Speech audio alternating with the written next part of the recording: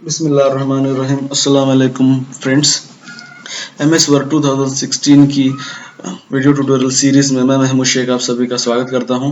अगर आप इस वीडियो ट्यूटोरियल सीरीज को इंग्लिश में देखना चाहते हैं तो इस वीडियो सीरीज की इंग्लिश वर्जन भी अवेलेबल है। हम इस वीडियो सीरीज के और इस वीडियो की इंग्लिश वीडियो की लिंक को डिस्क्रिप्शन में पेस्ट कर देंगे, जहां से आप इस वीडियो के इंग्लिश वर्जन को देख सकते हैं। पिछले वीडियो में हमने डिस्कस किया था कि इंसर्ट टैब में शेप्स कैसे ऐड करते हैं, शेप्स क्या है, उनको कैसे ऐड करते हैं और उन्हें कस्टमाइज कैसे करते हैं।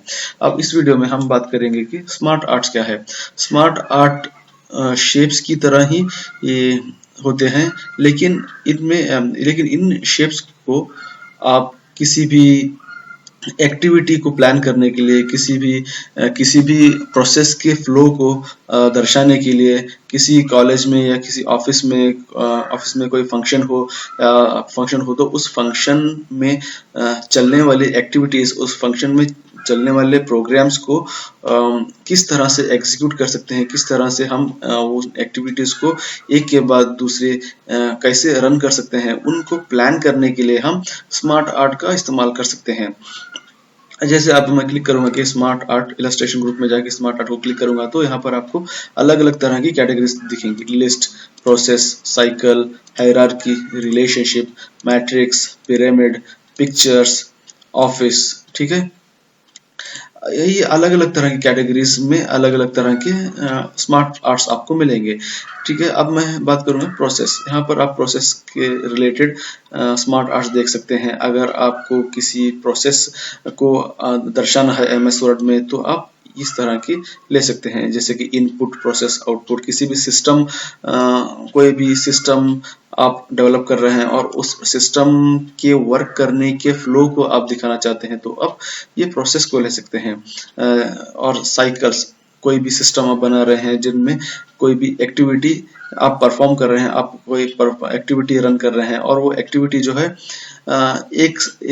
और उस एक्टिविटी में सपोज अज्यूम कीजिए कि 5 स्टेप्स हैं और वो 5 स्टेप साइकिल की तरह एग्जीक्यूट हो रहे हैं, तो उस एक्टिविटी को दर्शाने के लिए आप साइकिल्स के स्मार्ट आर्ट्स का इस्तेमाल कर सकते हैं।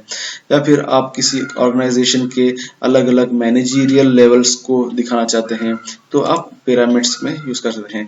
अब मैं ये पिरामिड एक स्मार्ट आर्ट चूज करूंगा और उसको ओके कर दूंगा। देखिए, जैसे मैंने पिरामिड ऑप्शन चूज किया, पिरामिड स्मार्ट आर्ट चूज किया, तो आप देख सकते हैं कि 2 टैब्स ओपन हो गए, 2 टैब्स एक्टिवेट हो गए। पहला तो डिजाइन टैब एंड दूसरा जो है फॉर्मेट टैब। ये दोनों टैब्स सिर्फ उसी वक्त एक्टिवेट होते हैं जब आप उस स्मार्ट आर्ट पर क्लिक किए होते हैं। अब मैं डॉक्यूमेंट पर क्लिक करूंगा तो वो दोनों स्मार्ट आर्ट, दोनों टैब्स डिसअपियर हो जाएंगे, गायब हो जाएंगे।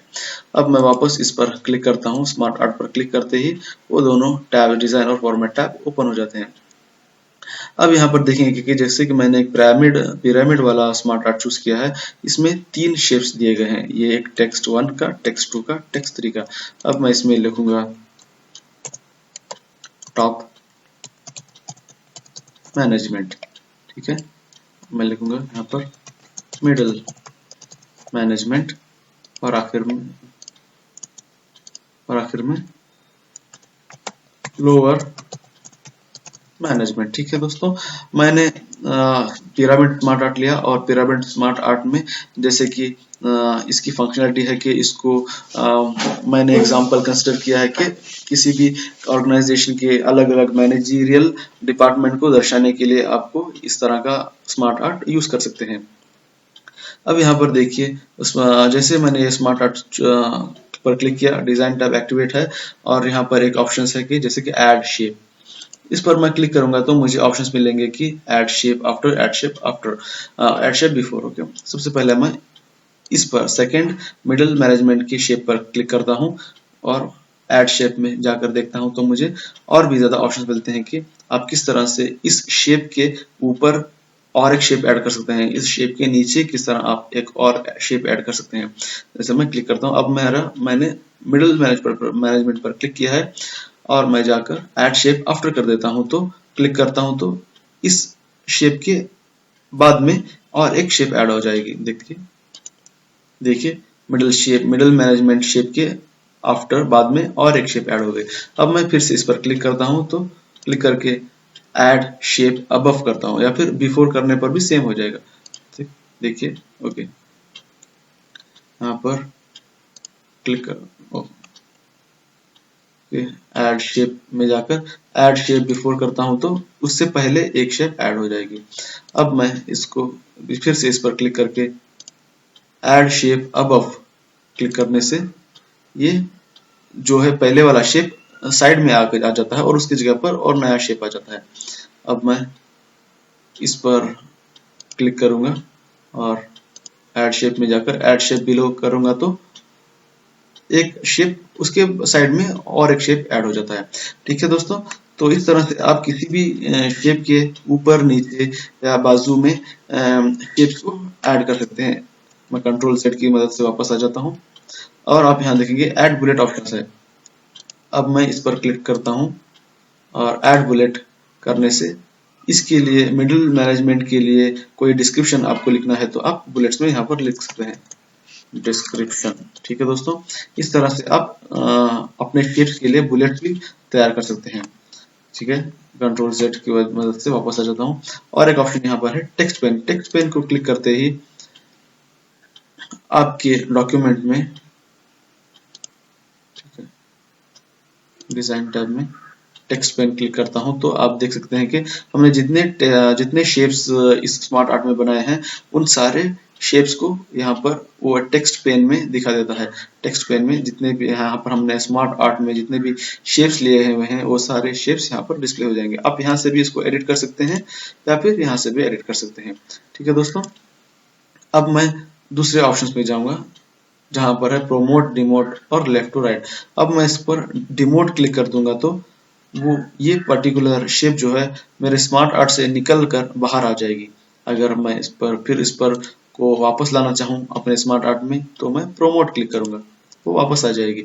इस तरह से अगर मैं इसको यहाँ से मेरे स्मार्ट आर्ट में से डिमोट करना चाहूँ तो मैं क्लिक करूंगा डिमोट, वो मेरे स्मार्ट आर्ट में से चली जाएगी। फिर वापस लाना चाहूंगा तो प्रोमोट करने से वो वापस आ जाएगी। ठीक है दोस्तों, अब मैं इसको मूव अप करूंगा तो ये जो है बॉटम लेवल और लोअर मैनेजमेंट जो है वो ऊपर चला जाएगा। देखिए वो ऊपर आ गया, फिर वापस उसको नीचे ला सकता हूँ। तो इस तरह से आप किसी भी शेप्स को स्मार्ट आर्ट के अंदर किसी भी शेप्स को ऊपर नीचे, टॉप बॉटम, लेफ्ट राइट में मूव कर सकते हैं।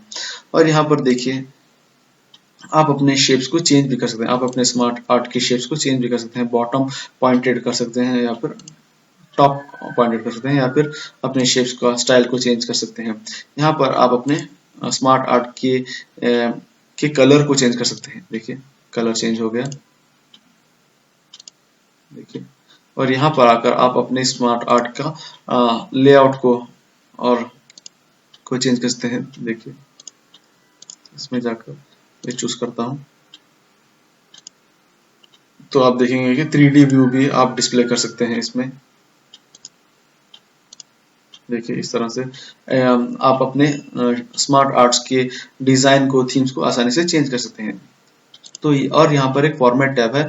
ये फॉर्मेट टैब बिल्कुल उसी तरह का है जहाँ पर ये हमने ऑलरेडी डिस्कस किया हुआ है जब हम इंसर्ट टैब के इलस्ट्रेशन ग्रुप में के शेप्स कमांड को डिस्कस कर रहे थे, तब हमने इस टैब को ऑलरेडी डिस्कस किया हुआ है। ये सारे ऑप्शंस बिल्कुल सेम हैं जो हमने शेप्स को डिस्कस करते हुए पढ़े थे। ठीक है दोस्तों, इनमें ऐसा कुछ ज़्यादा फीचर्स नहीं है क्योंकि हमने ये ऑलरेडी डिस्कस किया हुआ है। इस टैब को इस्तेमाल करते हुए आप अपने शेप्स का देखिए। अब मैं ये शेप चूज करूंगा, ये शेप मैंने चूज किया है और इस शेप को आप लार्ज कर सकते हैं। देखिए साइज उसका ज्यादा हो रहा है, स्मॉल भी कर सकते हैं इस ऑप्शन से। और यहाँ पर आकर आप अपने शेप्स को कलर कर सकते हैं। देखिए क्लिक करता हूं तो कलर चेंज हो गया।